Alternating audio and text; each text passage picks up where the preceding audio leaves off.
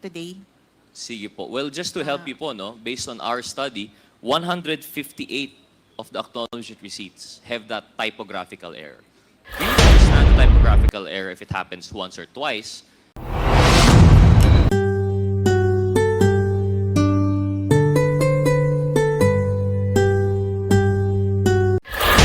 Thank you, Mr. Chair.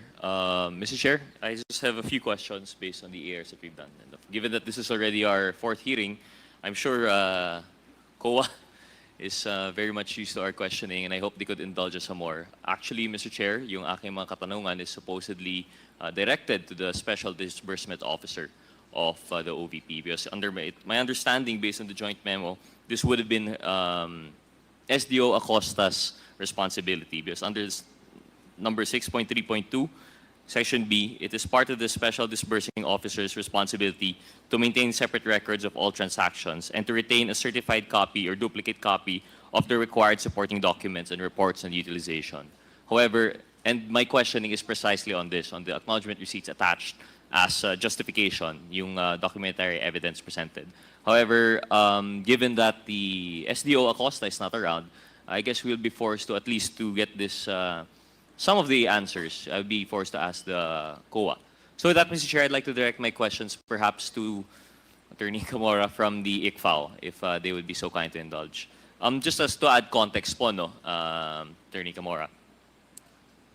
We know po that the confidential funds are special in the sense that they respond to, they pertain to a certain purpose only allowable under the Joint Memo Circular.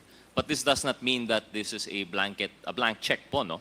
It's not a blanket authority that it could be spent without justification. Would that be a fair statement po?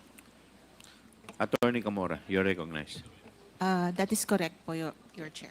So, Mr. Chair.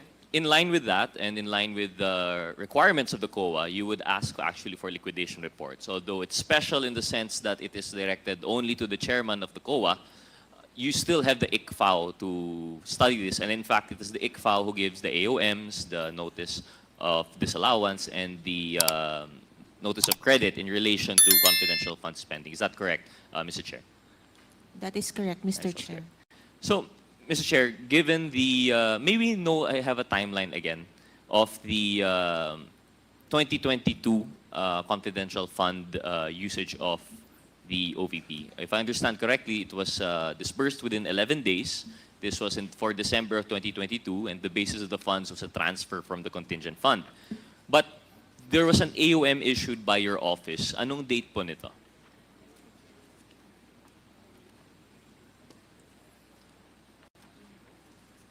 Mr. Chair, the first AOM is dated September 14, 2023. So for the 2022 confidential funds, September 2023 yung AOM. And the response by the Office of the Vice President was received around what time po kaya? It was received by the 𝐒𝐘𝐏 on October 19, 2023, Mr. Chair. October 2023.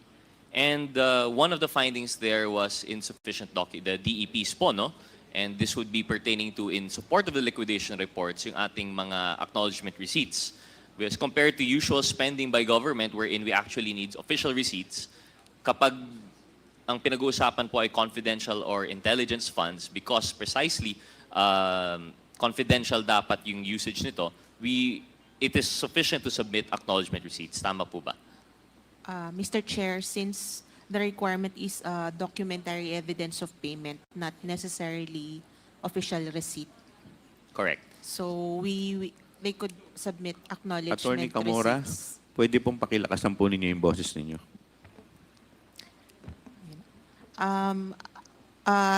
Documentary evidence of payment po ang required sa joint circular. So the acknowledgement receipts are acceptable po. Acceptable.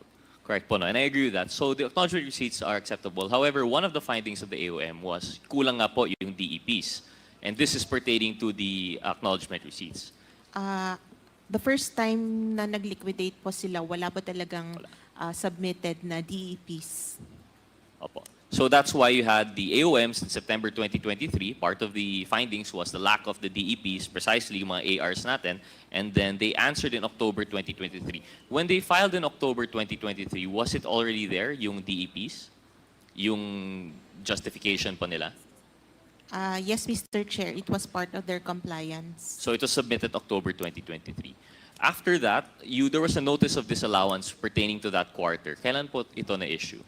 Mr. Chair, before that, a notice of suspension was issued. So normally, after the AOM is issued and the COA is not satisfied with the compliance, we issue a notice of suspension, which was issued on December 13, 2023. December 2023. And the notice of suspension you mentioned is when the COA is not satisfied. So yung pagsubmit po ng October 2023 DEPs, hindi pa po satisfied yung COA. And what was the reason that you were not satisfied? Mali-mali po ba yung mga AR or kulang pa po yung mga AR? May mga ibang ARs po na may issues and may kulang pa po na additional documentation on other ARs. And after the notice of suspension for December 2023, they were given another chance to submit additional documents. Is that correct? Or wala na po? Meron pa, Mr. Chair. Meron pa. They were given 90 days. 90 days. To, When did they, apologies, when did they submit their additional DEPs po? In response to the notice of suspension? Mr. Chair, we received their compliance on March 13, 2024. March 2024. And finally, I suppose after this, ito na po yung disallowance? Yes, Mr. Chair. Anong date po ng disallowance po natin? The disallowance is dated August 8, 2024, Mr. Chair. August 2024. Thank you. I'll get back to that po. No? I wanted to establish a timeline because one of the things that we have found with the acknowledgement receipts is that there seemed to be a disconnect in regarding relation to the dates, especially considering the fourth quarter of 2022 CF. Mr. Chair, maybe ask the Secretariat. I don't know if they prepared it. I want to flash on screen an acknowledgement receipt. Here. Is the date legible po sa inyo? Can you see? I'd like to confirm that the date that it says is actually December 28, 2023. Do you see that, Attorney 𝐒𝐿? Yes, Mr. Chair. And supposedly this was attached. I'm not sure if this would come in for the first batch of response in December 2023 or if it came in with the second batch of response in March 2024. But this is supposedly a DEP presented for the fourth quarter of 2022. Isn't it strange? Not really strange, it's outright false for it to justify an expense in 2022, but the date is 2023. Would that be correct, Ms. 𝐒𝐿, Attorney 𝐒𝐿? That is correct, Mr. Chair. Actually, one of the findings under the notice of suspension is that some of the acknowledgement receipts were dated December 2023, and some were even undated. Yes, and this would be the basis for disallowance. Or was this, this was the findings of the AOM po, no? Yes, that is under the notice of suspension na po, Mr. Chair. suspension. Since nakapag-comply na sila, so yung observation namin was already under the notice of suspension po. How would it be complied po, Attorney 𝐒𝐿? How did they rectify the AR? My understanding po is pag submitted po yung AR, this is already supposedly presumed to be regular, and then you have an outright problem such as 2023. Although you might say na typographical error, but correct me if I'm wrong, this happens more than once po. Is that correct, Attorney 𝐒𝐿? That is correct, Mr. Chair. Would you know how many ARs exactly yung dated 2023, submitted for 2022? Mr. Chair, we have attached it in the original notice of suspension. However, we do not have the figures today. Sige po. Well, just to help you po, no, based on our study, 158 of the acknowledgement receipts have that typographical error. We would understand the typographical error if it happens once or twice, and at most for for one individual to make that mistake multiple times. But for supposedly acknowledgement receipts which come from different sources, this should be different people issuing it po, diba? These are different people signing off for different expenses. Now, for 158 people to make the same mistake, is that something that would be acceptable? Is that an acceptable margin of error for the COA?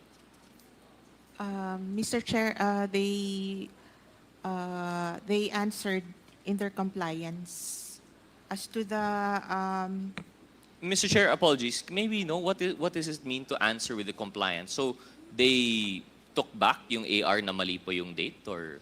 no, Mr. Chair, yung compliance nila contained their answers why they had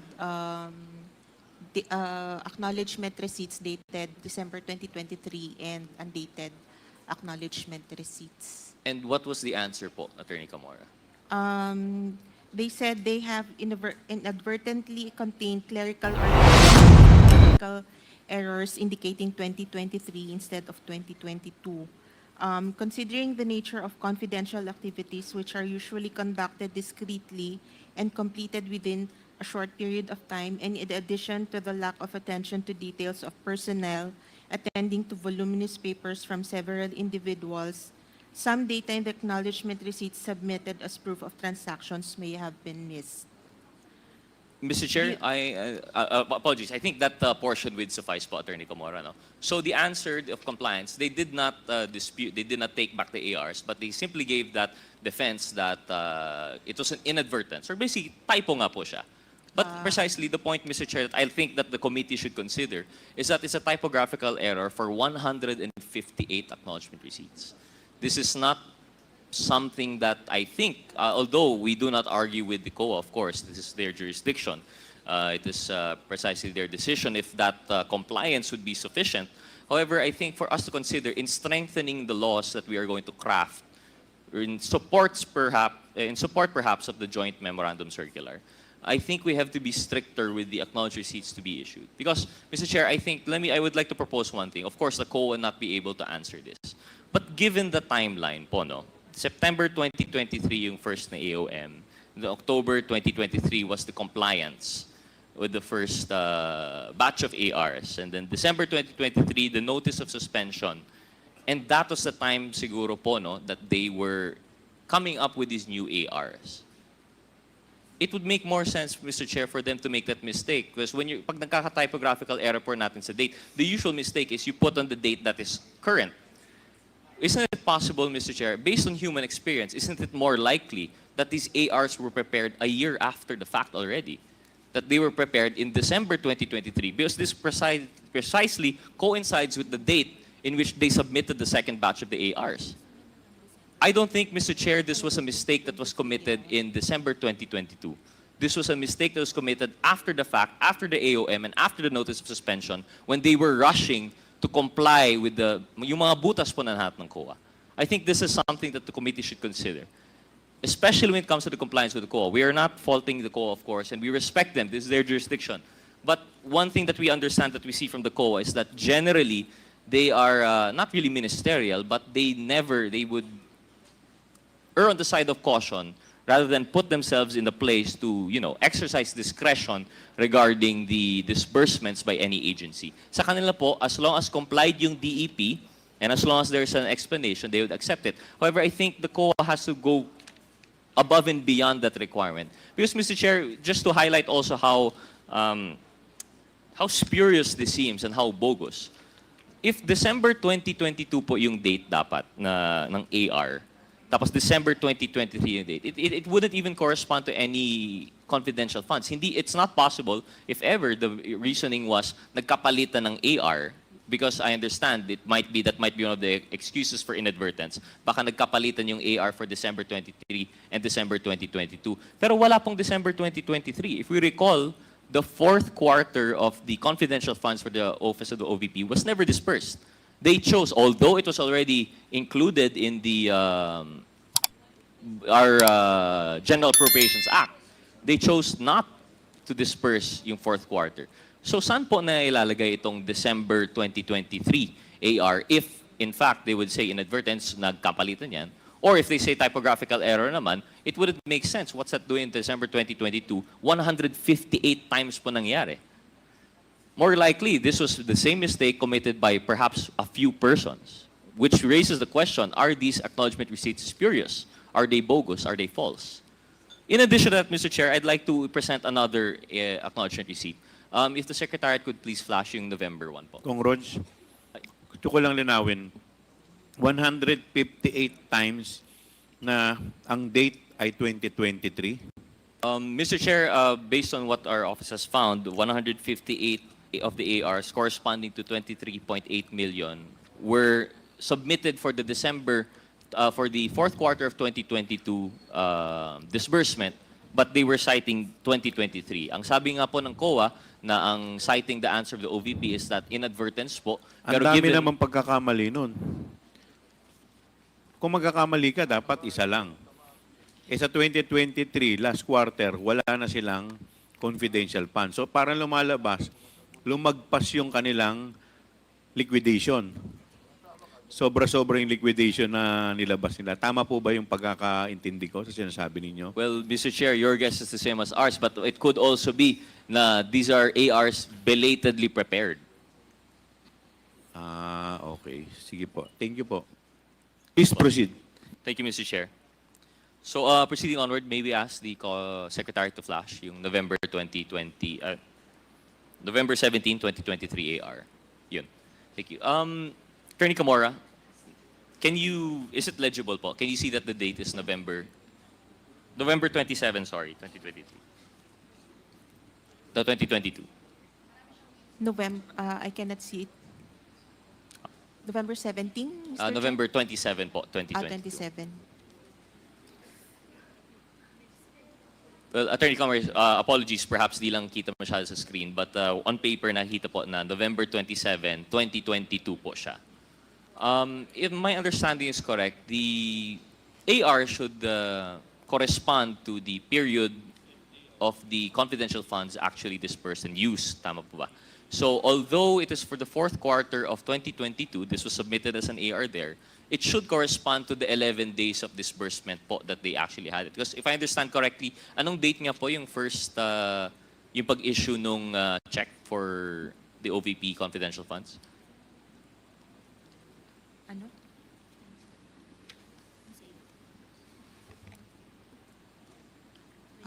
December 20, 2022, Mr. Chair. December 20, 2022. So definitely, this is after November 27, 2022. Would the COA have, of course, I would not fault COA for this. This is supposedly a question for the Special Disbursing Officer, si SDO Acosta, but given that she's not here, I am constrained to ask the COA. Para saan po kaya would this be considered? Because if we also consider, baka sabihin naman natin na typographical error, baka dapat November 2023 po ito, wala rin pong fourth quarter confidential funds ang OVP for 2023. Tama po ba? Tama po, Mr. Chair. So in that case, how would the COA appreciate this acknowledgement receipt? Normally, Mr. Chair, it should be noted that confidential funds should not be used as payment for reimbursement of previous activities. So it would have been flagged as a reimbursement expense, so not allowed. So this would have been disallowed totally. And perhaps there's a good chance that this is part of the disallowance actually of your But I think, Mr. Chair, what is striking for this committee is, of course, the COA has already acted on the disallowance. But what should be considered is the fact that this could not have happened. I mean, reimbursement might be one explanation, but how could you reimburse something that this was even the first batch of confidential funds? December 21 po ba? Tama ba? December 21? December 20, Mr. Chair, yung date ng check. December 20 po yung cheque. This is the first confidential funds ever issued to the OVP for this administration. Yet they have acknowledged receipts for November 27, 2022. Ibig sabihin po, wala pa pong confidential funds. They're already coming up with their acknowledgement receipts. Mr. Chair, with the indulgence of Congressman Rodriguez, may I just... Congressman Abante. Bago ko makalimutan to, no? Nakalagay dito, yung pakianong audit yung, yung acknowledgement receipt yan. Ito po ba ay allowed ng COA? Pag gumamit ka nung 150,000 na rewards, paki-ano nga yung acknowledgement receipt, pakilagay nga uli. Ayan. Allowed po ba ng COA yan? Yung payment of rewards nakalagay medicines? Allowed po ba ng COA yan? Mr. Chair, that is one of the observations po. Na, So therefore, kung yan ang observation nyo, dinisallow nyo. yes, Mr. Chair. Part Okay, of the so that disallowance was nyo. actually 150,000 used for payment of rewards for medicines was disallowed by COA. Ganun po ba? It is one of the disallowed accounts, Mr. Chair, yung payment of reward medicines. Ito, disallowed to, di ba? Probably, sir, since kasama naman siya Teka, attorney, but probably. Yes, sir. Since it is an acknowledgement Di receipt ba? of payment of rewards. You're a good lawyer. You cannot just say probably. You have to be sure about it, di ba? So, di talagang disallowed to, di ba? Yes, Mr. Chair. O yan, Mr. Chair, thank you. Please continue, Congressman Rog. Thank you, Mr. Chair. Thank you, Congressman Abante. Basically, what we're trying to say here po, no, in relation to the dates, whether this is for reimbursement of, although illegal po, no, it's not supposed to be allowed. Whether this was a justification for reimbursement or this was inadvertence or typographical errors, despite being repeated over 158 times, these are clear red flags po in relation to the AR submitted by the office. And this is something that we should consider. Looking forward, we should consider po this in aid of legislation, perhaps legislation to strengthen this joint circular to make sure that this doesn't appear again, or perhaps stringent penalties for when this is caught. But more important than that, we still have to hold them accountable po, no? For this, although this is already passed, although there's already this notice of disallowance, accountability should be had for this. Now, in addition po, moving forward from these erroneous dates or inadvertent dates, I would like to present another documentary evidence. May we have po the Secretariat flash yung acknowledgement receipt for Mr. or Ms. NP. Yun.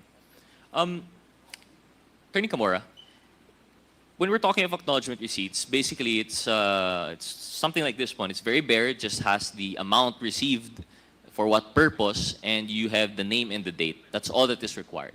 However, when it comes to the name, is this usually the name of the person or signature or both?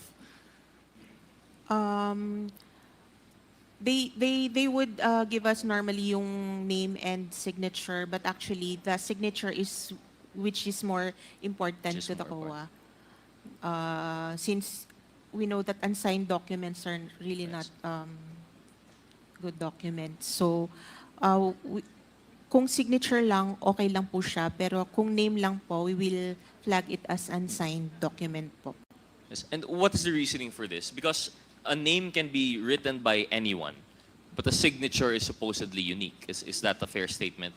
Yes, Mr. Mr. Chair. So what happens when, for example, here, it may not be seen, it's redacted precisely because it's confidential. However, it could be noted that this name was written in block letters, which are not distinctive by any manner, yet this was what was submitted as an acknowledgement receipt. So in cases such as this, it's very possible that someone purporting to be Mr. NP is writing the name for NP. Would that be correct, Attorney Camora? That is correct, Mr. Chair. So in this case, this would be another case of an irregular AR. Would that be correct? Yes, Mr. Chair. And of course, when it comes to the ARs that are just block letters and names, because precisely it could be purporting to be that person, but signed by anyone else, this should be disallowed, Mr. Chair. But of course, as mentioned again by Attorney Camora, alam ko baka narinig din po kayo with all of these questions for the ICFA, which are all redundant. But it just is an additional proof po that what we're looking at here are red flags when it comes to acknowledgement receipts. And I think we really should strengthen po siguro the DEPs that would be required for confidential funds. Kasi po, hindi po to biro. And if you look at it precisely, we're talking about a single payment for 400,000 pesos as a reward payment, which could be anyone because hindi nga po signed. kung sa mga signatures nga po, nagkakaduda tayo kung totoo yung signature, paano pa kaya pag walang signature at all? How do we know that this person exists? These are some issues that we should consider po, Mr. Chair, when we're going to craft our legislation to strengthen po yung Joint Memorandum Circular. Mr. Chair, I had other questions, but I think this could only be answered by SDO Acosta. So I would like to manifest that I would like to join po yung, I have the same sentiments as Chairman Abante that these persons invited should appear. At least, it would be our 5th hearing already and still we have no answers, and I think it would the answers really rely on their attendance, and this is only for the accountability for the truth that our people would see. So I think we should really have a harder stance for requiring their attendance. So with that, Mr. Chair, I would now defer and yield to our other colleagues here today. Thank you very much, Mr. Chair. Thank you, COA. Thank you, Congressman Rodriguez. The next interpellator is Congressman